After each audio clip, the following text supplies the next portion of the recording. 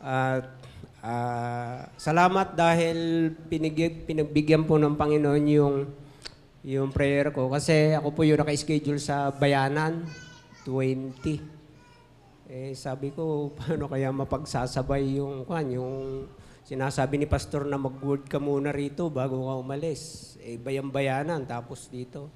So, nung nag-meeting kami, sinabi ko, approve naman sa kanila. Sabi ko, pero yon nung bago yon, sabi ko, ano kaya gagawin ko? Then, nangusap ng Panginoon, bakit hindi may request na yung bayang-bayanan, pumunta rito. So, binanggit ko sa meeting, napakababait naman yung mga kasama naming elder dahil pumayag sila. So, salamat sa inyong lahat dahil andito tayo, sama-sama tayong makikinig ng salita ng Diyos. Kasi, nangyayari lang itong ganito, bayang-bayanan sa center, o si Pastor yung nag-word ng first Sunday. Pangalawa na ako ngayon sa ganun na nandito yung bayang-bayanan at saka yung center. So, bago po tayo punta sa ating pag-usapan, nais ko pong tayo pong lahat ay mag-pray muna. Panginoon, salamat sa umagang ito, Panginoon. Salamat sa pagkakatipon mo sa amin, yung mga taga-bayang-bayanan, saka po dito sa center, Lord God. Patuloy na ang pagkilos mo, ang siya pong inaasahan namin sa oras na ito, Panginoon. Dalangin po namin, ng aming pong mapapakinggan na mensahe ay patuloy na tumimo sa aming mga puso, Panginoon, manatili ito para kami po ay maging matibay sa aming paglakad sa buhay espiritual, Panginoon. Salamat sa iyo, purihin ka, dakilain ka. Sa pangalan ni Jesus, Amen. Ako po yung ninenervyos ka. Kanina pa, maubos ko na po yung tubig ko So, kaya yung bawat pag nag-word po ako, gusto ko prayer muna kasi nag-aalis ng nervyos. So, hindi lang po kayo yung na-assign na yung mag-e-exhort ang ninenervyos. Pati po kami ninenervyos. So, sana sa pag-alis ng nervyos ko hindi humaba yung mensahe. Katulad nung iba kasi pag yung nagsishare dito, ninenervyos, mga 20 minutes na pag naalis na yung nervyos, yung pa lang yung simula. Nagsisimula pa lang yun. Kaya sayang nga naman. Wala yung nervyos ko. Sasabihin ko na kung ano yung gusto kong sabihin. Sayang kasi pag yung ninenervyos ka, baka sabihin mo, ay, dami kong nakalimutan . So, yun. Ang mensahe pong ito ay na-deliver ko sa Bayang-Bayanan last May 11, 2014. Since then, ang Panginoon nangungusap sa akin na dali mo sa center yung message. So, since then, nagsisig ako ng opportunity para ma-share itong word na ito. Pero ayoko naman na lumabag against dun sa flow ng programa ng church. So, last May, nag-word ako ng yung si Miriam. So, hindi naikuan yun. So, ngayon, wala akong nilabag dahil break tayo. Break tayo doon sa kuha. Kung hindi sana break, hindi na naman mapapakwanto. Pero ito, kwan lang to. Kasi nung nag-word ako sa Bayang-Bayanan noon, nung May 11, 2014, ang natatandaan ko, pipito yata yung taga-Bayang-Bayanan talaga. So, ngayon, gusto kong i-review ulit yun. Pero dito sa center ay gusto ko maging kalakasan natin itong mensaheng to. Okay, tingnan po natin yung mensahe. We are normal. Okay, kanan yung mga verse. Isang araw nang patungo kami sa dakong panalanginan, nasalubong namin ang isang batang babaeng alipin. Ito ay inaalihan ng masamang espiritu na nagbibigay sa kanya ng kapangyarihang makapanghula. At malaki ang kinikita ng kanya mga Panginoon dahil sa kanyang panghuhula. Sinundan-sundan niya kami ni Pablo at sumisigaw ng ganito. Ang mga taong ito'y alipin ng kataas-taasang Diyos. Pinahahayag nila sa inyo kung paano kayo maliligtas. Sapagkat marami ng araw na ginagawa niya ito, nayamot na si Pablo. Hinarap niya ang bata at sinabi sa Espiritu, inyutos ko sa iyo sa ngalan ni Jesucristo, lumabas ka sa babaeng ito. At no hindi lumabas ang Espiritu, nang makita ng Panginoon ng bata na nawalan na sila ng pagkakakitaan, sinunggaban nila si Pablo at Silas. Kinaladkad sa liwasang bayan at iniharap sa mga may kapangyarihan. Isinakdal sila sa mga pinuno ng lungsod at ito ang sinabi, nanggugulo po sa lungsod ang mga taong ito, ang mga Hudyong ito, nagtuturo sila ng mga kaugalihang labag sa kautusan nating mga Romano. Hindi natin maaring tanggapin o sundin ang mga kaugalihang iyan.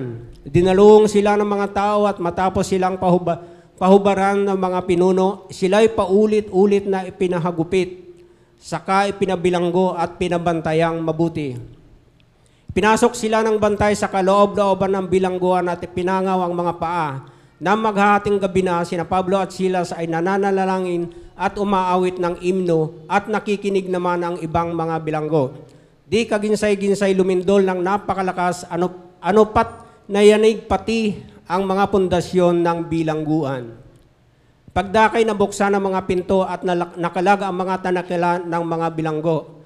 Napabalikwas ang bantay bilangguan at nang makitang bukas ang mga pinto, hinugot ang kanyang tabak at tangkang magpakamatay sa akalang nakataka sa mga bilanggo. Ngunit sumigaw si Pablo, huwag mong saktan ang iyong sarili. Narito kaming lahat, humingi ng ilaw ang bantay, patakbong pumasok at nanginginig na nagpatira pa sa harapan ni Pablo at Silas. Inalabas niya ang mga ito at sinabi, mga Ginoo, ano ang dapat kong gawin upang ako'y maligtas? So, sumagot sila, sumampalataya ka sa Panginoong Hesus at maliligtas ka, ikaw at ang iyong sambahayan. At ang salita ng Panginoon ay pinahayag nila sa kanya at sa lahat ng nasa kanyang bahay. Nang gabi ring iyon, hinugasan ng bantay ang kanilang mga sugat at nagpabautismo siya, pati ang buo niyang sambayan. Before yung nangyaring iyon, yung content ng message, nais kong itanong sa inyo kung bilang mga Kristiyano, no, namumuhay pa bilang isang normal na sumasampalataya, di ba? Kung minsan, yung mga desisyon natin, normal pa rin. Hindi makaabot dun sa pamantayan ng Diyos. Diba? Marami tayong, halimbawa, walang ka ng pera. Tulad ni yung share ni Brother Ado, normal na maghanap ka ng mautangan. Normal yon. Diba? Normal na mag-pray ka sa Diyos, Lord, turo mo sa akin kung sino yung malalapitan ko. Normal yon. Diba? Yung mga normal. So, mga Kristiyano tayo, pero namumuhay pa rin tayo doon sa mga normal na sitwasyon. Ano ba yung pagtungo natin? Ano ba yung pagtugon natin doon sa mga sitwasyon na yon? So, makikita natin at yun po yung pag-aaralan natin. Pero bago yon, bago napunta doon sa sitwasyon natin, na yon, tingnan po natin yung susunod na verse, na mga verses. 16:6 to 10. Okay, sige, pakilahad. Naglakbay si Pablo sa lupain ng Phrygia at Galatia, sapagkat sinansala sila ng Espiritu Santo na mangaral sa Asya. Pagdating sa hangganan ng misa, ibig sana nilang pumasok sa Bitinia, subalit hindi sila pinahintulutan ng Espiritu ni Jesus. 2 times, hinadlangan sila. Hindi sila pinahintulutan. Pero yun yung, maaring kaya sila pumunta doon, nag-pray na sila. Dito kami pupunta, doon kami pupunta. Diba? Pero sinansala sila 2 times na hindi sila pinayagan ng Diyos. Kaya't, tuloy natin, kaya't bumagtas sila ng Mysia at nagtungo sa Troas. Kinagabihan nagkaroon si Pablo ng pangitain. May isang lalaking taga-Macedonia nakatayo at namamanhik sa kanya. Tumuwid po kayo rito sa Macedonia at tulungan ninyo kami. Pagkatapos ng pangitaang ito, gumanyak kami agad sapagkat natanto namin kami tinatawag ng Diyos upang ipangaral sa Macedonia ang mabuting balita. Naisa na ni Pablo at ni Silas na mangaral sa Asia, pero sinansala sila ng Diyos at maging sabitay niya. At ayaw din ng Diyos na doon sila mangaral. Nais ng Diyos sa Europe sila mangaral, sa Macedonia. Matapos ang pangitain, gumanyak sila. Kung minsan, meron tayong mga desisyon na ito yung gusto ko. Ito yung gusto ko. Pagdating mo doon sa lugar na yon, kausapin ka ng Diyos. Hindi dyan ang gusto kong puntahan mo. Amen? Kaya lang, kung minsan, hindi na natin naririnig yung sinasabi ng Diyos. Kung minsan, meron tayong mga gawain, meron pa tayong gawain, pero dahil meron nang nakaplano na pupuntahan, sabihin ng Panginoon, 1 oras lang naman eh. Yeah, 1 oras lang naman eh, mag-stay ka. Para sa meeting. Ayun, siguro maraming tatamaan dito. Eh, no? Maraming tatamaan. Mag-stay ka kahit 1 oras. Meron kayong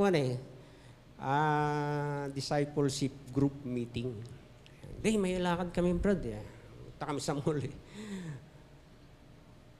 Kung minsan, nakakalungkot dahil minsan sabay-sabay na nagpapatawag yung mga leader ng meeting eh, di ba? Sabay-sabay. Ibig sabihin, lahat ng mga membro sa church, membro yan ng grupo.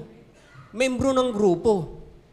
Pero magtataka ka, halos lahat ng mga grupo dito, kumpleto yung mga leader, pag bumaba ka, ang daming tao sa baba. Bakit? Hindi ba kayo membro? Sakit nun, di ba? Pero, di bale, palis naman kami. Pagdating ko, yung galit nyo sa akin, medyo lulubag na siguro. Makakalimutan din nyo yan eh. Pero yun nga ang tanong. Hindi ba kayo membro? Kung minsan naman hirap na hirap ka sa pagtawag eh. Alam mong membro ka sa grupong yan. Tatawagin ka, pero wala naman lakad. Andun sa baba, kikipagkwentuhan. Parang mas masakit yata yun, di ba? Pero kung tinatamaan ka, dalawa lang ang pwede mong gawin. Umatin ka, o kaya wag ka nang umatin. Para hindi mo marinig yung mensahe. Di ba? Umatin ka, at makigrupo ka, para kung magsalita man yung magsasalita rito, hindi ka tatama, hindi ako yun. Di ba? O kaya, huwag ka nang umatin para hindi mo na marinig. Diba? Pasaway ka din lang naman eh. Diba? Pero, sabi ko nga kanina, medyo, pasensya na kayo, medyo masakit si Brother Saldi, pero minsan-minsan lang naman eh. Bago ako mag-word, humupa na naman yung galit nyo. So, okay lang. Diba? Humuhupa naman eh. Masama, hindi humuhupa. Diba? So, ang observation ganito. Number 1, tuloy natin. The Holy Spirit intervene and sometimes put us in a situation we don't like. Dinadala tayo ng Diyos dun sa sitwasyon para maging yung tugon mo, yung response mo dun sa problema, makikita rito kung ano yung karakter mo. Normal Christian or beyond normal yung magiging response mo. Sila Pablo, di ba? Anong ginawa nila doon? Bawat gawain na kaguluhan marahil nila Pablo na nagpupunta sila sa panalanginan, sa simbahan o doon sa church. Nananalangin sila doon. No? Para manalangin. Papunta pa lang sila, nasalubong na nila yung isang babaeng alipin, ito'y inaalihan na masamang espiritu at nagbibigay sa kanya ng kapangyarihang makapanghula. Yung fortune telling kasi is, sige next. Fortune telling was a common practice in Greek and Roman culture.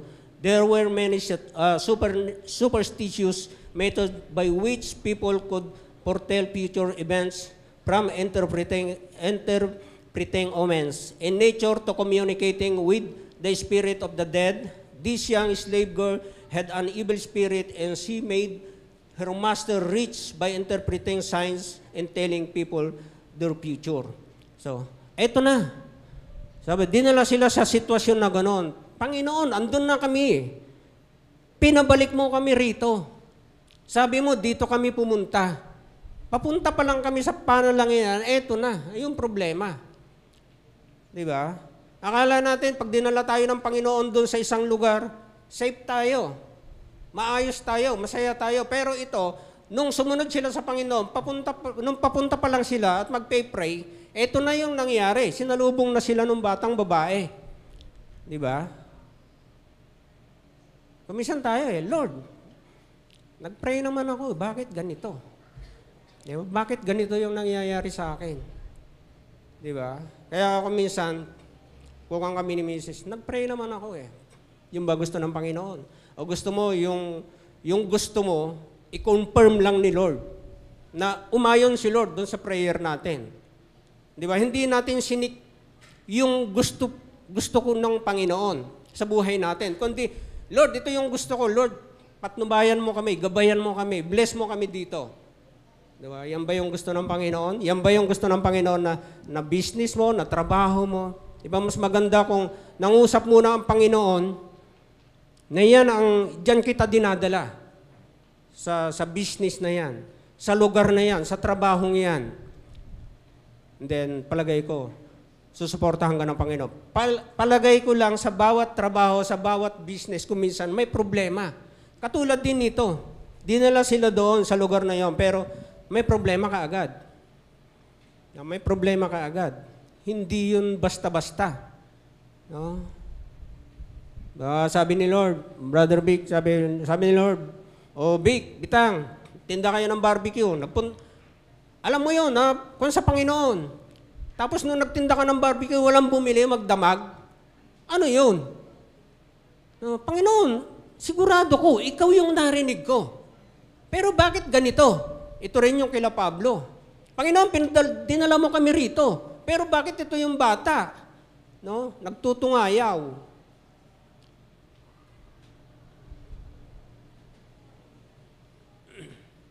Ito yung babaeng sumusunod-sunod sa kanila, sumisigaw ng ganito. Ang mga taong ito'y alipin ng kataas-taasang Diyos. No? Pinapahayag nila sa inyo kung paano kayo maliligtas. Paano kayo maliligtas? Amen? So, tingnan natin itong event na ito. Maging yung demonyo, yung evil spirit, nare-recognize niya tayo. Kilala niya tayo. Evil spirit, yung manghuhulang bata, alam niya. No? Ito yung mga taong alipin ng kataas-taasang Diyos. No? Kaya pag Kristiyano ka, kilala ka ng demonyo. Hahadlangan ka niya kung ano man yung gusto ng Panginoon sa iyong buhay. Pero paano ka mag-respond? Doon sa sitwasyon na gano'n. Paano tayo tumugon doon sa sitwasyon na beyond normal situation? Pag sinagot mo yon, pag inayunan mo ng normal lang yung mangyayari sa'yo. Hindi kikilos ang Diyos doon. No, kasi kumilos ka na. Wala kang pera, nangutang ka pa. Paano pa kikilos ng Diyos? Sabi ng Diyos, huwag ka magkakaroon ng utang kanino man maliban sa kayo'y mag-ibigan. No, tama rin si Brother Rado. Di ba? Alam niya yun. Huwag kayong mangungutang. Kasi andyan ang Diyos na magbibigay. No? Parang wala ka ng pananampalataya. Pag ganun, wala ka lang pambayad ng bill, o kung ano pa man, hahanapin mo, pupunta ka sa mga kapatiran, iikutin mo yung mga kapatiran, tapos pag hindi ka napahirap, pambihira, mga Kristiyano pa naman yan, pastor pa naman, kahit 1,000, hindi ako napautang, sa mamapa ang loob mo. Diba? So para hindi ka makamangutang, sabi ng brother, magbigay tayo ng tithes. Kaya dapat tanungin mo, yun ang ungutang. Pag nangutang sa'yo, Brad, pwede bang pahiramay mo ako ng 1,000, 2,000? Siguro, magandang tanong, nagtatights ka ba? Kasi kung nagtatouch ka, bukas yung durungawan ng langit eh. Di ba? Bakit sarado? Bakit sarado? Hindi ka nagtatouch, kaya ka nangungutang. Dapat kayamanan mo na yung hindi mo itinights eh. Di ba? Halimbawa, 1,000. Hindi mo itinights, dapat meron ka ng 1,000 kung para sa ibinigay mo. Pero bakit ngayon? Lahat naman tayo dito nagtatouch eh, di ba? Wala dito yung hindi nagtatouch, absence siya ngayon. Kaya hindi siya nasasaktan, hindi siya tinatamaan. Absence siya ngayon. Amen? Lahat tayo, wala eh. Nakangiti lahat eh. Ibig sabihin, tayo sa lahat yan. Oh?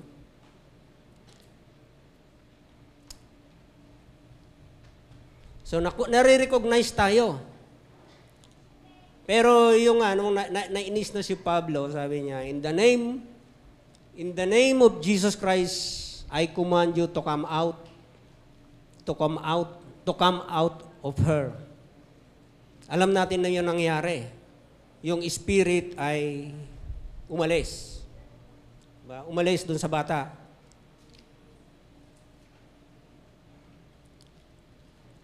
From the place of prayer, ito yung nangyari sa kanila. Diba? Tinungayaw. Nung umalis yung Espiritu ng Diyos, pinahuli, pinabilanggo. Parang hirap naman yata, Brother Alex. Halimbawa, pumunta ka sa isang bahay. Pinag-pray mo yung may sakit at gumaling. Pagkagaling mo, natulungan mo na ikaw pa yung pabibilanggo sa kaloob-looban pa ng bilangguan. Alam ko, nararanasin natin lahat yon na pag gumawa ka ng mabuti sa isang tao, kung minsan ikaw pa yung masama. No? Nababaliktad ka pa eh. Ikaw pa yung napapahamak. Amen? Kaya nga pag gumawa ka ng mabuti, kauntit wala na yon. Huwag mo nang asahan na ikaw ay gantihan pa ng mabuti. Dahil pag inasahan mo yon at baliktad mo yung nangyari, masasaktan ka. Kaya pag gumawa ka ng mabuti, gawin mo yon nang ginawa mo yon sa Panginoon na hindi ka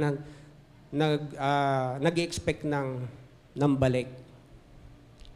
Amen. Pero alam ko, gaganti ang Diyos sa iyo. Pero huwag mong asahan na yung taong yun ay gaganti pa ng mabuti. Ngayon, kung ginantihan ka ng mabuti, sabi mo, Lord, pag gumawa ka ng mabuti, babalik sa iyo. Kung ano yung tinanim mo, yun ang babalik sa iyo.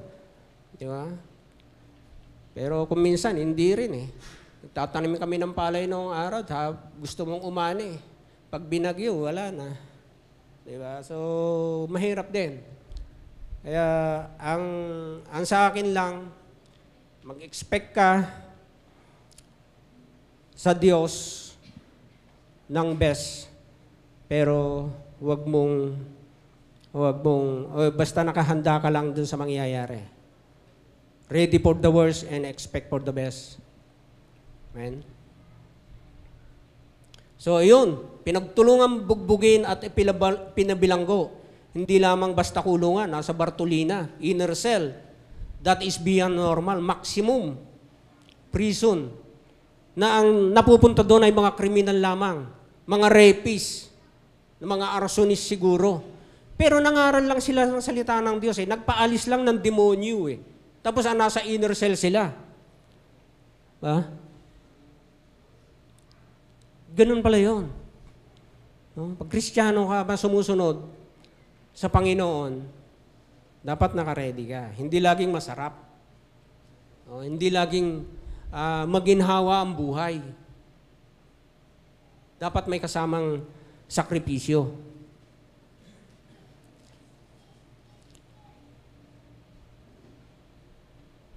So, inaccuse sila wrongly. Di ba? Inaccuse sila.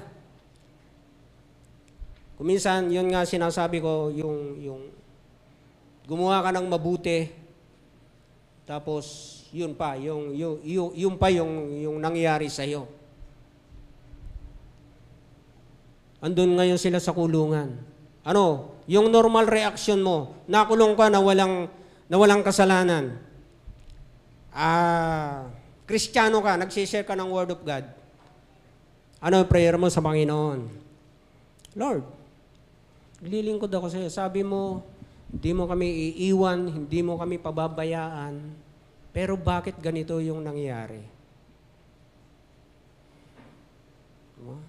Kristiyano ako, nakakahiya. Sa kapitbahay ko, nakakulong ako. No? Bakit?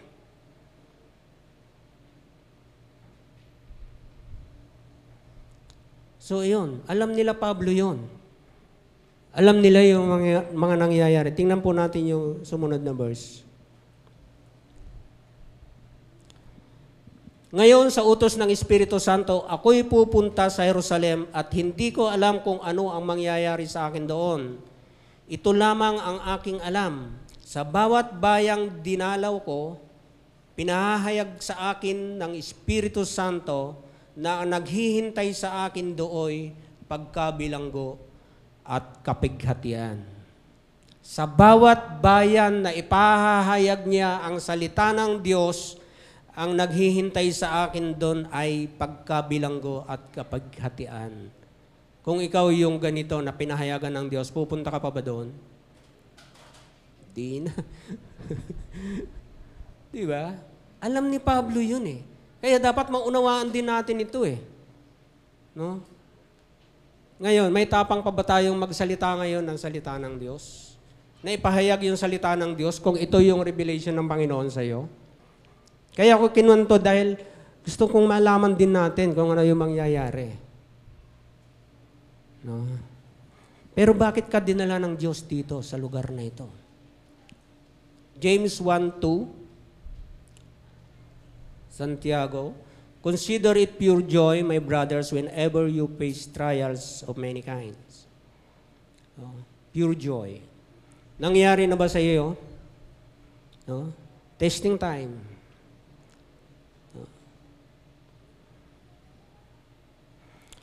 Ayaw naman siguro natin ng test. Mga estudyante nun eh. Di ba? Pag estudyante ka, ayaw mo ng test. Ayaw mo ng exam. Pero kung nakapag-review ka, okay lang. Pero kung hindi ka nakapag-review,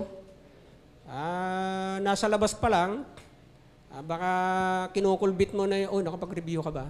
Bigyan mo naman ako. Siguro, ang dami na nakasulat dito sa palad na yung kung saan-saan, sa sapatos, ayun. Nakasulat na din yung mga palibasi, trabaho natin nung araw yan. Alam natin. Pero nagbago na tayo, amen. Bago na tayo. Pero palagay ko, siguro 90% gumagawa nun eh. Ano ba ito? Alam kasi natin eh. Alam natin yung mga kwan eh. Okay, next slide. Sabi, the highest good may come from our deepest suffering. Anong yung pinakamabuti? Yung bakit kang nag-go-glow ngayon? Bakit ka nandyan ngayon sa posisyon mo na mataas? Naranasan mo rin yung deepest suffering. Diba? Alam ko yung sabi ni Ivy no? Bakit walang mercury drug sa kwan? Sa SM? Sa SM, walang mercury drug daw sa SM. Sa loob ng SM, lahat ng SM yata walang mercury drugs. Wala eh. Kasi nung naglalatag-latag pa daw si Henry C. ng mga paninda niya, doon sa harap ng mercury, pinaalis. Diba? Pinaalis siya. Ayaw siyang papwestuhin doon sa harap ng mga mercury drugs. Yung sabi ni Henry C., pag ako'y yumaman, hindi makakapasok ang mercury drug sa SM. Kaya walang mercury drug sa SM. Pero naranasan niya. Pero wag natin gagawin yun ha. Ngayon tayo mahirap, baka pagdating na gumanti tayo. Gantihan natin yung mga hindi nagkukan sa atin. Hindi. So ayun, next line. Pangalawa, sabi niya, sometimes He put us in a situation where we respond beyond normal. Sige. Na maghahating gabi na sina Pablo at Silas ay nananalangin at umaawit na mga imno at nakikinig naman ang ibang mga bilanggo. Siguro ang kinakanta nila, God's an army marching to the... Ba, nakabilanggo ka. Nakabilanggo. Andun sa mabigat ng problema, andun sa inner cell. Ito yung ginagawa nila. Ano yung ginagawa nila? Nananalangin at umaawit na mga imno. At nakikinig naman ang ibang mga bilanggo. Anumang sitwasyon, anumang problema, pinapakinggan at pinapanood tayo ng maraming tao, yung mga unbeliever. Ano yung response mo? Doon sa ganung sitwasyon, beyond normal situation, dapat may beyond normal response. Ano yung beyond normal response? Kumakanta sila, nananalangin. Pero kung normal response lang, magre-reklamo ka, Teka, patatawag ko yung abogado namin. Hindi pwede yan. Di ba? Pero nakikinig at nakikita sila, nanonood. Ganun pala. Kaya pala, yung mga kapitbahay natin hanggang ngayon hindi pa born again. Bakit? Yung normal na sitwasyon, kung makapag-react tayo, ganun na lamang. Tinitingnan pala tayo. No? Tinitingnan pala tayo. At yun ang basihan nila. Sasama ako sa'yo, pero bakit ka ganyan mag-react? Beyond normal. Ano ba yung beyond normal? Mas mataas ka sa normal. Ito yung normal, dito ka. Ibig bang sabihin, Brad, pag abnormal na suot ng mga babae, hanggang dito, beyond normal ako, tataas. Diba? Pag dito, tataas pa uli. Beyond normal mas mataas eh. Mas mataas ka sa normal. Ganun ba yun?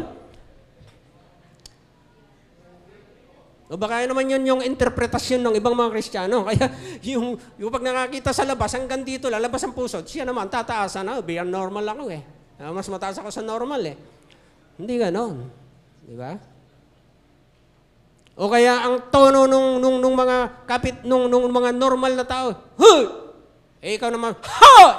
Mas mataas yung kwan mo. Beyond normal ka eh. So maraming nakikinig, maraming nagmamasid ng mga unbeliever. Baka nga na Istanbul na yun, dapat umupo dyan eh. Baka narinig ka na. Dati. Tapos sasabihin mo, tingnan mo yung batang yun, butangero. Nagmumura. Yung pala, idol ka niya. Minsan nakita ka, narinig ka nagmura. Kaya pala nagmumura. Tapos magre-reklamo ka, tingnan mo yung batang to, pinalaki ng magulang na yung pala, ikaw yung narinig, idol ka pala niya. Iniidolo ka. Kaya nung narinig ka magmura, nagmumura na rin siya. Kaya nung nakita kang nanapak na rin siya. Tapos magre-reklamo ka, yung pala idol ka niya. Nakakuha pala sa iyo yun. Ha? Beyond normal situation. Pag beyond normal, pag sinaktan ka, mananakit ka rin. Pag beyond normal, pag minura ka, pag normal, pag minura ka, mumurahin mo rin. Diba? Pag inaway ka, aawayin mo rin. Diba? Pag beyond normal, yung mga kaaway mo, pinagpe-pray mo. Pero ano yung content ng prayer mo? Sana matalisod ka. Sana matinik ka. Sana madapa ka. Pero dapat pinagpe-pray mo. Beyond normal, Lord, yung utang sa'yo, Lord, pagpalain mo po siya. Diba? Beyond normal.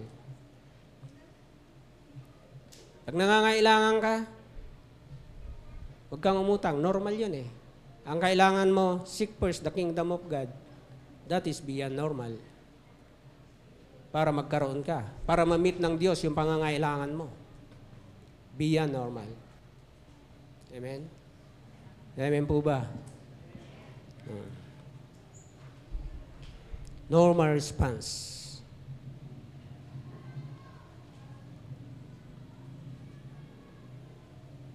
So wala yung complaining. Actually, responding normal, sometimes complaining. No? Nagko-complain ka. Pag yung normal. Spending normal, sometimes complaining.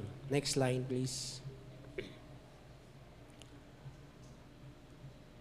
Responding beyond normal, praying and praising to God. Christian walk is the life responding beyond normal in any situation. In any situation. Beyond normal. Kung normal na dating umaatin ka ng alas 9:05, dapat beyond normal.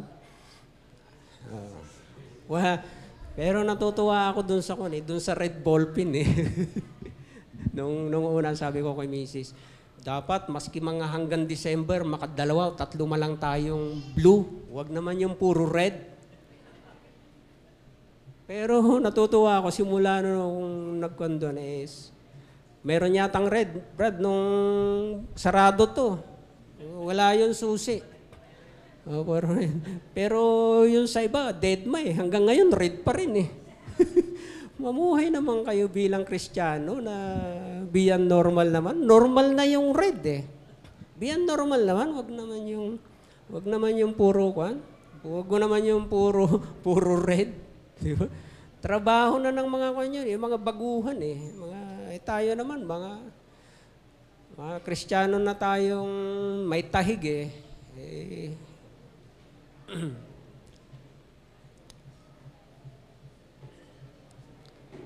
Love your enemy.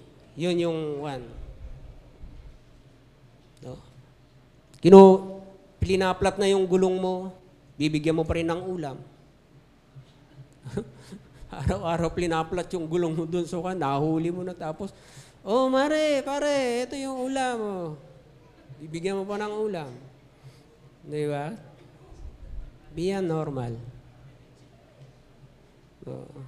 Pag umiikot, ba't umiiyak yung anak? Walang pambaon. Bigyan mong baon. No? Beyond normal. Kaya lang kung minsan dito sa pagiging mabait na mga Kristiyano, nagkakasala din tayo. Naalala ko yung nanay ko kasi, meron siyang kasamang apo dun sa bahay. Laki na, 22, 24. Kaya na magtrabaho eh.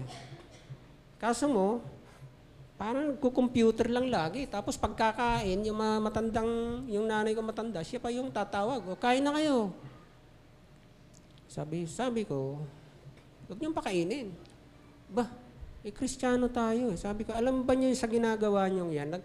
Sabi niyong Kristiyano kayo, babasa kayo ng Bible, nagkakasala kayo sa Diyos. Bakit naman? Pinakain ko na nga. Ang sabi ng Bible, huwag mong pakainin yung tamad. Pinakain mo yung tamad, di nagkasala ka sa Diyos. Ganun ba? Oo, baka mapunta ka impyerno niyan. Kahit pagpapakain mo ng tamad. Kasi sabi ng Bible yan huwag mong pakainin yung tamad. Pakain kayo ng pakain sa tamad. Mga kabataan ngayon, magsisipag na. Kasi natauhan yung mga magulang niyo, hindi kayo pakakainin yan. Kasi kakasala sa simba ng simba.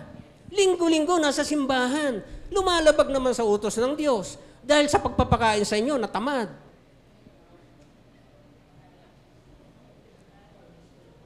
Nako, pag hindi nagugas ng pinggan yan, pwede nang hindi pakainin yan. May kukonsider na tamad yan eh. Schedule mo yan eh. Nabasa ba nyo yun? Huwag pakainin yung tamad? Hindi pala nyo nabasa. Ngayon, alam na nyo, mayroon sa Bible noon. Pinaalam ko na sa inyo, mayroon sa Bible noon. Huwag pakainin yung tamad. Kaya pag pinakain nyo, bahala kayo sa Diyos. Mananagot kayo sa Diyos. Hindi ko kayo tinatakot. Walang takotan din eh. Yung totoo lang yung sinasabi natin dito. Okay, next line please. We can't really know the depth of our character until we see how we react under pressure. Yun, pressure, under pressure. Doon mo lang malalaman na yung katabi mong yan ay pain pala yung character niyan pag yan ininis mo, ginalit mo. Pag nasa pressure siya, parang pa siya mag-react ng, kung minsan yung mga, alam nyo yung mga Kristiyano na kwan, pag nabigla sa pagmamaneho, doon lalabas yan eh. Lambawa, ang ganda-ganda ng takot, tapos biglang may magkakat na ganon. Doon mo makukuha yung karakter niya. Baka may nakatago pang mura sa loob. Lalabas yun. Pag nabigla. Di ba? Lalabas yun. Ang karakter na yun. Beyond normal situation. Diyan tayo pinapanood ng yung mga sinisiran natin. Mayroong isang sundalo na binubuli-buli siya ng kanyang commander, kapitan, tapos yung mga kasamahan niya, araw-araw, binubuli siya. Hoy, Kristiyano! Kasi nakikita siya nagpe-pray, nagbabasa ng Bible. Pag nasa barracks, laging ganon, binubuli siya. Hoy, Kristiyanong pulpul. Ginaganon siya. Sinisiran niya yung mga kasamahan niya doon. Pero yun ang response sa kanya. Yun ang response sa kanya. Minsan sabi ng commander niya, Hoy, Kristiyano, halika. Pwede bang i-park mo yung yung armor car natin doon sa bandaron? Sir, hindi ho ako marunong mag-drive eh. I-park mo. Hindi nga po ako marunong mag-drive. Manalangin ka sa Diyos mo, humingi ka ng tulong sa Diyos mo. Wala siya magawa, sumunod siya, Lord, salamat. Pumunta siya doon sa truck. And then, nag-pray siya. At na-park niya ng tama yung armor car. Mga 50 meters doon sa kinalalagyan niya. Pagbaba niya, umiiyak yung mga kasamahan niya. Pati yung commander umiiyak. Tulo ang luha, tulo ang sipon. Bakit ho kayo umiiyak? Simula ngayon, sasampalataya na kami sa Diyos mo. Bakit ho? Ang tagal ko na kayong sinisiran. Kasi yung truck na minaneho mo, walang makina.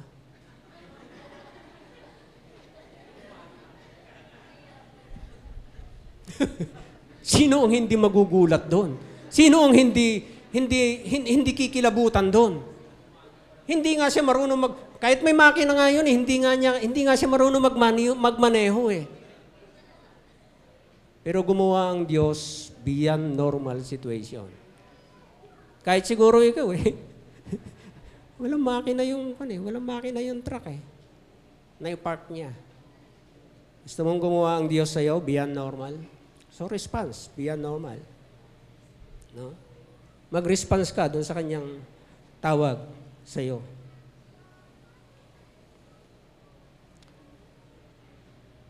So, yun, kung ikaw ay nawawalan,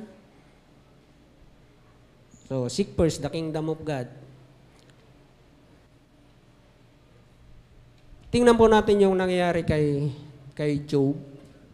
Pag-response niya sa beyond normal. Job 1:20. Tumindig si Job, pinunit ang kanyang damit at nag-ahit ng ulo. Pagkatapos nagpatira pa sa lupa at nagpuri sa Diyos. Ang sabi niya, hubad akong lumabas. Ay, kunin muna natin yung una, yung example dun sa kwan. Example, dun sa verse 15 muna. Kinuha ng mga Sabideo ang baka, 1,000 yon, ang asno, 500. Ang inahin lang yon, 16 yung mga sa 16, 7,000 yung tupa, tinamaan ng kidlat. Kinuha ng mga Kaldeo ang kamelyo, 3,000 yon, yung camel.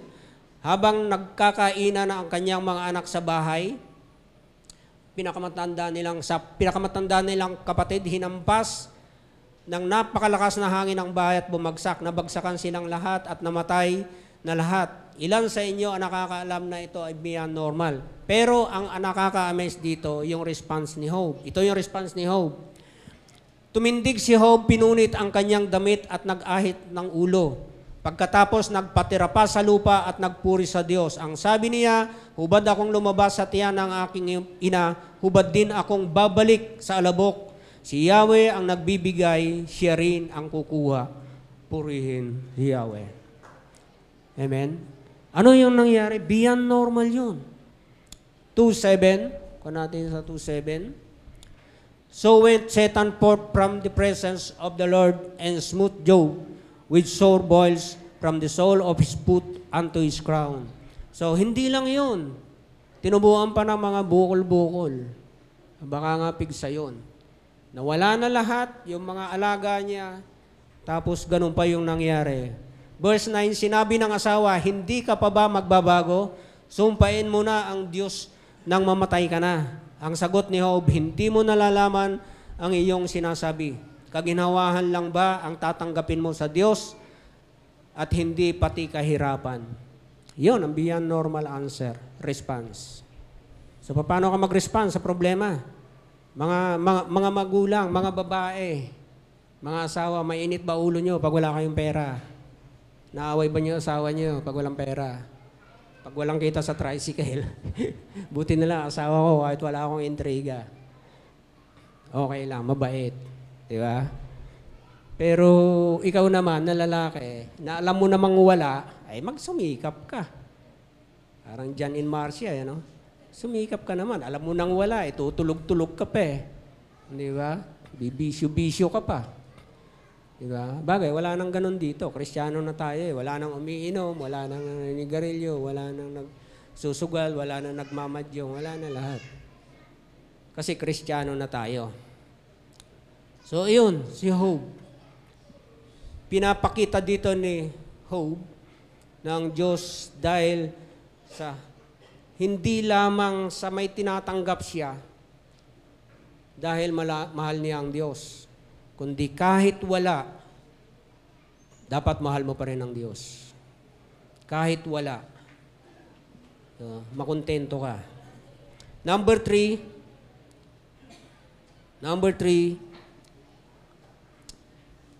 He put us in a position to see what God do beyond normal. Kaya tayo dinala ng Diyos diyan para ipakita ng Diyos kung ano yung magagawa niya sa iyo beyond normal.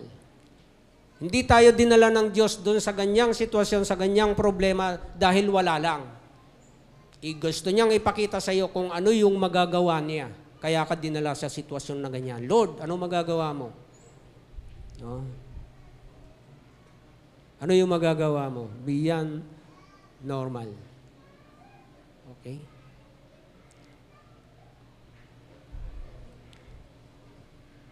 So habang umaawit sila, ano nangyayari?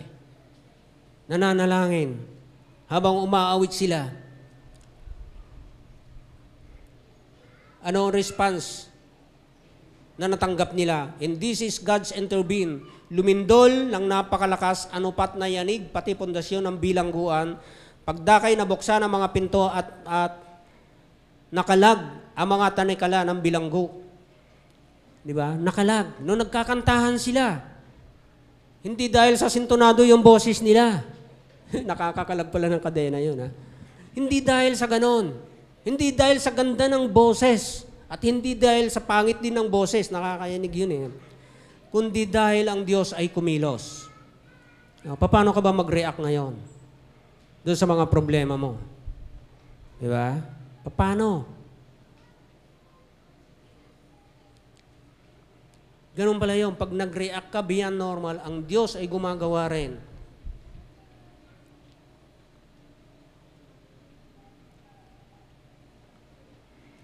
God moves beyond normal. Dahil sa lakas ng lindo, napabalikwas ang jail guard at nang makitang bukas ang pinto, hinugot ang tabak at handang magpakamatay.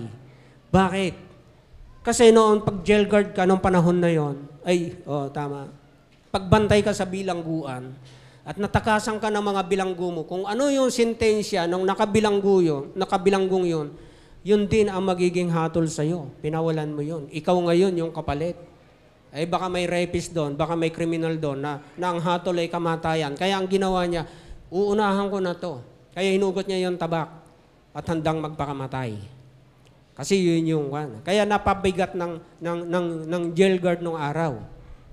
No, hindi katulad ngayon, di ba? Bigyan ka ng 10 milyon, okay, patakasin mo na yung umuwi ka na ng China, akin ay 10 milyon mo. O, anong doon? Di ba? Wala naman death penalty sa atin. Yun yung nangyari. Kaya handang magpakamatay. Handang magpakamatay yung jail guard. Yun yung Roman law. Pero sabi ni Paul, huwag mong saktan ang iyong sarili. Narito kaming lahat. Heto na naman yung sitwasyon. Bukas yung pinto. No? Narito kaming lahat. No? Pero may pagkakataon sila, kung ikaw kaya yung nasa bilangguan, bukas na yung pinto. Siguro sasabihin mo, Lord, salamat, makakalaya na kami, binuksan mo yung pinto. Di ba? Hindi mo na kailangan kunin yung susi, nakawin yung susi sa jail guard. Pero eto nga yung sitwasyon, hindi sila tumakas. No? Tapos pumasok yung bantay at tumingi ng ulaw. At dali-daling pumasok doon at nagpatira pa sa harapan nila Pablo at ni Silas. No? Nagpatira pa.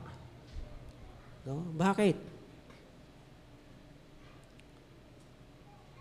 Sabi niya, nakita ko po yung ginawa ng Diyos sa inyo nang kayo ay nananalangin at umaawit ng imno at heto, gumawa ang Diyos ng himala. No? Nakita niya yon nung umaawit. Gumawa ang Diyos ng himala. Pag nagre-response ka, hindi doon sa normal, kundi beyond normal, gumagawa ang Diyos. Kumikilos ang Diyos. Ang tanong ngayon, bakit hindi makakilos ang Diyos sa mga sitwasyon, sa mga problemang mabibigat? Bakit kaya? Depende sa reaction mo yun. Depende sa response. Amen? Depende sa response mo yun. Doon sa verse 30, sabi niya, Sirs, what must I do to be saved? No? Hindi pa nila sinisiran yung jail guard eh. Hindi nila sinisiran yun eh. Nakita lang niya yun nangyari. Pero ito na yun siya nang tatanong. Paano yung gagawin ko para maligtas ako? No? Ang ganda nun. Para sa isang Kristiyano na gustong mag-share ng Word of God na makapagdala ng kaluluwa, ito yung pinakamagandang tanong. No? Paano ako maliligtas? No? So yun. Nakamasid ang bawat tao sa ating nakikita. So kung ano yung response mo, yun ang nakikita ng tao, doon sila magbabase. Kung sasama sila sa iyo, dahil ang sinasabi mo, mabuti, nagliligtas ang Diyos, nag-aalis ng bigat ang Diyos, ng mga problema ang Diyos. Di ba? Nire-refine yung karakter mo, binabago tayo ng Diyos. Pero kung nakikita sa iyo, di ba? Ay taliwas doon sa sinasabi mo, tingin mo kaya sasama sa iyon? Palagay ko, hindi eh. Palagay ko, hindi. Kaya siguro, sabi nga ni Morris Cirulo noon, bago ka mag-ani, before you reap first yourself. Anihin mo muna yung sarili mo. Di ba? Kasi nakatingin sa iyo yung mundo. Nakatingin sa atin. Bakit ko nasabi yon? Tingnan mo yung mga sumasamba sa iba. Diba? Nananalangin din sila sa Diyos. Nagiinuman, nagsasabong, nagsisyabu. Hindi sila kinokondem. Pero ang Kristiyano, makitang nanigarilyo, nakitang tumungga ng alak, napakalaking issue. So sa atin nakatingin. Ang laking issue noon. Uy, si brother ganito. Gin pa yung ininom. Di ba? Nakatingin sa iyo. Kaya yung karakter dapat binabantayan mo rin. No? Binabantayan mo rin. Hindi basta ito ako eh. Hindi ako magpapaka-plastic. No? Hindi ka nga plastic. Hindi ka naman tunay. Ano ka? Hindi ka nga plastic. Nagpakatotoo ka nga. Eh, hindi ka naman tunay. So, yun. Pati yung mga sambahayan nung jail guard ay na-save dahil sa message.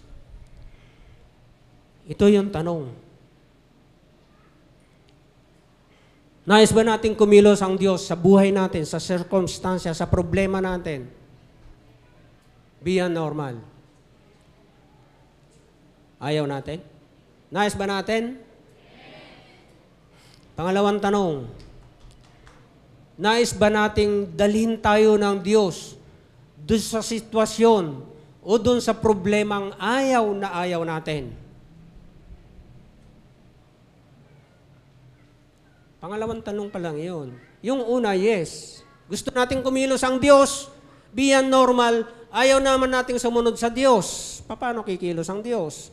Gusto nating buksan yung durungawan ng langit, ayaw naman natin mag-touch. Paano yun? Di ba? Pangalawa, ulitin ko po yung tanong, nais ba nating dalhin tayo ng Diyos sa lugar o doon sa sitwasyon na ayaw natin para makakilos ang Diyos doon sa mataas na level, beyond normal? Nakuha po natin yung mensahe. Kung ganun yung alam natin. Salamat sa tatlong sumagot.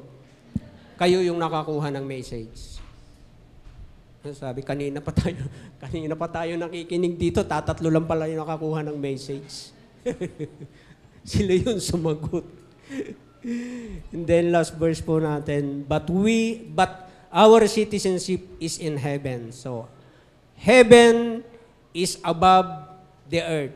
Yung earth is normal. Yung heaven is above the normal.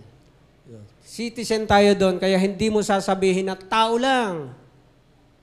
Di ba? Tao lang. Ang tao lang nandito sa lupa, normal.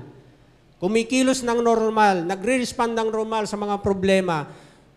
Simula nung tayo naging Kristiyano, hindi na normal yung buhay natin. Tayo ay citizen na ng heaven.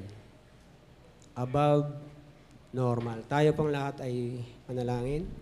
Panginoon, salamat sa oras na ito, Panginoon. Salamat sa mensahe. Salamat sa mga salita mo na patuloy na bibigay sa amin ng kalakasan, Lord God.